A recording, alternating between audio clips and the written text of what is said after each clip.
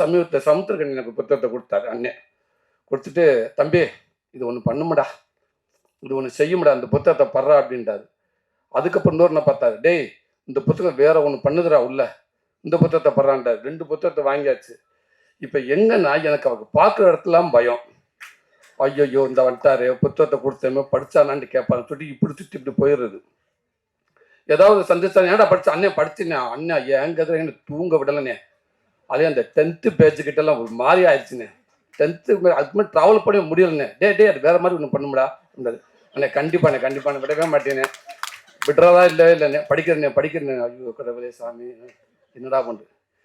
இப்படி தான் நம்ம வீட்டு பிள்ளை ஷூட்டிங்கில் இருக்கப்போ டக்குன்னு வேலராமத்தி அண்ணன் வந்தார்.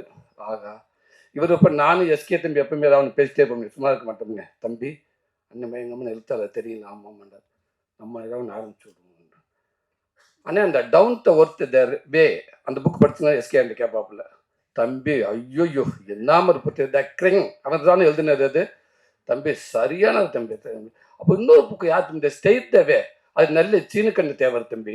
அப்படியா, என்ன தம்பி அது சரியான புக்குன்னு, அது நீங்கள் அந்த புக்கை படிச்சு இவர் பார்த்துக்கிட்டே இருப்பார். என்னடா ஸ்டேட் தேவைன்றாங்க, டவுன் த வாட்டர்ன்றாங்க, இது என்ன புத்தகமாக இருக்கும்.